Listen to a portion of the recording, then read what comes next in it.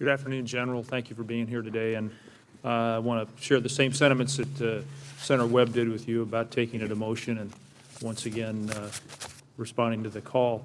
I want to also add my comments to the expectation that I think we all have on the committee that leadership, as you've demonstrated and as Tom Ricks mentioned in a recent column, is about getting everybody on the same page. And you don't need to respond, but I hold the President responsible on down through the chain of command that we'll get the kind of unified team in Afghanistan to make this strategy a successful one.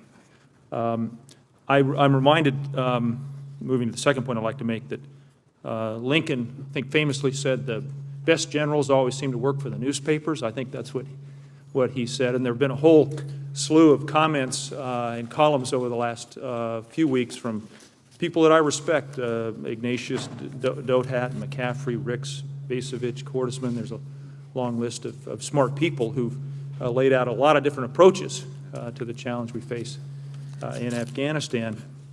And I wanted to mention a couple of them in the following comments.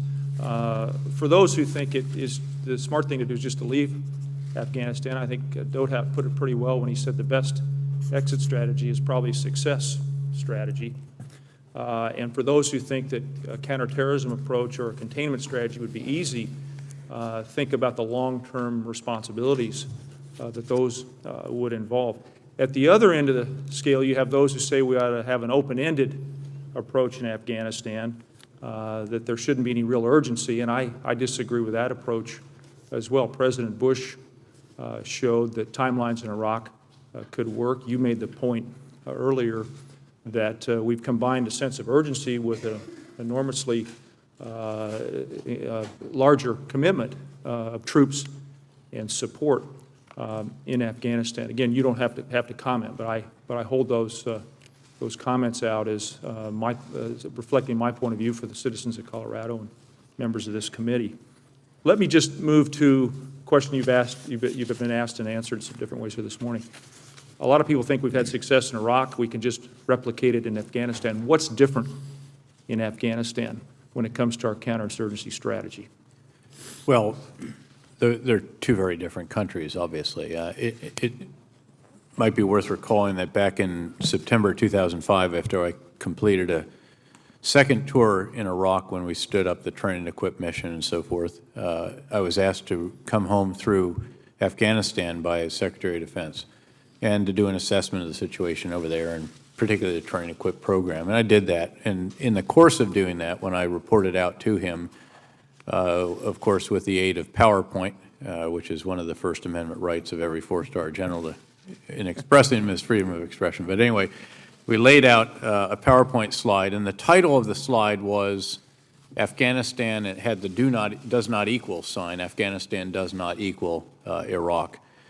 And then laid out the factors that were different. The very different level of human capital in Afghanistan, a country that's been racked by well over 3 decades of conflict and started out prior to that time as one of the 5th poorest countries in the world. The lack of infrastructure, the lack at that time, to my awareness at that time, of the kinds of natural resource blessings, energy blessings that Iraq has. The lack of the very strong central government that Iraq had, arguably a bit too strong under Saddam. But again, you can just keep going on down the list. 70% illiteracy in Afghanistan, probably 80-some-odd% literacy in Iraq. And so we laid that out.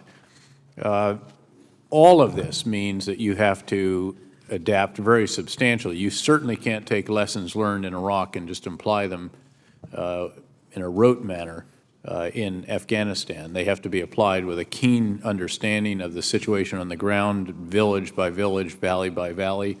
All counterinsurgency is local, as they say.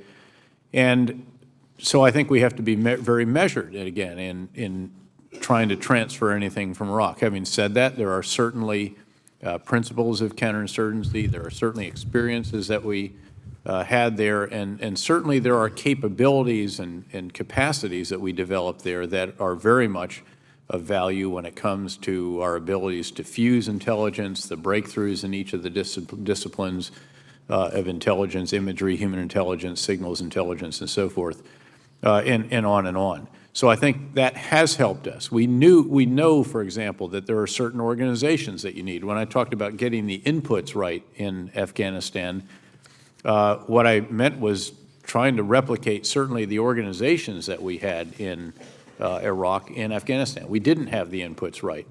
When I took over as Central Command Commander, having focused almost exclusively for the previous 5 or 6 years on Iraq and opened the aperture further to really look hard at Afghanistan, I was struck by how many actions we needed to take, again, to get the inputs right in terms of the organizations, the people, the concepts, and above all, the resources. As I mentioned on General McChrystal's watch and on General McKiernan's prior to that, there has been a substantial effort to get those inputs right. We're almost at the point where we have the additional forces on the ground that will enable the full implementation of the approach. But again, that approach will have to be carried out with a keen and as precise an awareness of local circumstances on the ground in Afghanistan, and without some thought of, well, it worked this way in Baghdad, why won't it work this way in Kabul? Let me mention Ambassador Crocker. He used to say, I believe, that just because you walk out of a movie, it doesn't mean it's over. And in that context, I've read some accounts that there's not much tangible planning being put in place for after July 2011, particularly on the civil-military front. Could you speak to what kind of planning is being done and what's in place for that time frame after July of 2011? Well, the focus, I think, understandably, of really the last year and a half has been first to help the President contribute to getting the policy right, then to develop the implementation plans to operationalize that policy in terms of a civil-military campaign plan, and then to expand it with our Afghan partners. And then to make in some cases, some substantial tweaks along the way, particularly with the Afghan National Security Force effort. That has been the focus, and now we're into the implementation of those plans. At some point, obviously, we'll start looking harder at this, but I think right now our effort rightly needs to look at what it is that we need to do between now and the end of this fighting season. There will be an assessment at the end of this year, after which undoubtedly we'll make certain tweaks, refinements, perhaps some significant changes to get us to that point at which we obviously want to begin these processes that we've talked about beginning in July 2011. Thanks, General. I see my time has expired. I support the way forward, and I'm going to very carefully study the assessments at the end of this year and as we move forward. Thank you for being here. Thank you, Senator.